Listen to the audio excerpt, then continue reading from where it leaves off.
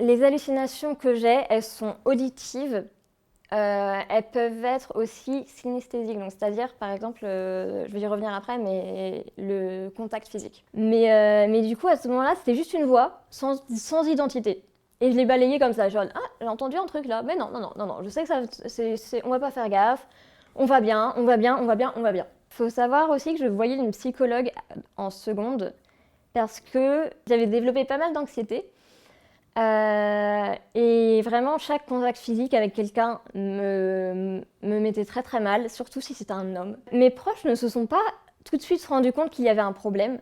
Alors la prof de français a sous-entendu que j'étais anorexique, ce qui n'était pas le cas. J'avais plus d'appétit pour rien, donc pour la danse, mais aussi pour la nourriture, pour la vie en général. Je voulais mourir. Par exemple, quand je traversais, l'hallucination me disait « traverse, regarde pas, traverse ».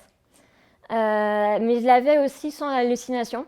Mais vous savez, parfois on voit un gâteau et on salive, on a faim, alors qu'avant on n'avait pas faim. Mais là on voit un gâteau, il faut qu'on mange.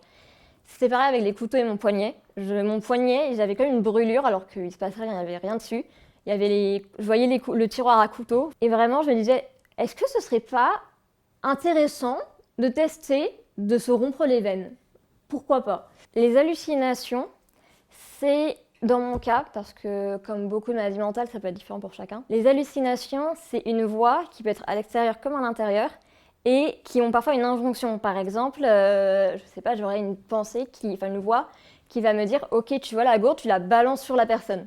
Une voix d'hallucination a plus d'identité qu'une pensée qui est vraiment juste une pensée. Et une pensée intrusive, du coup, c'est une pensée qui est tout le temps horrible, des choses qu'on ne pense pas nous, qu'on ne veut pas faire, mais on a cette pensée-là. En fait, la pensée, vraiment, ça surprend parce que c'est « Ok, pourquoi il y a ça ?» Alors que l'hallucination, je pense, elle a plus d'identité, elle est plus familière. La pensée est une pensée, l'hallucination a potentiellement une émotion qu'il n'y a pas forcément lors de la pensée.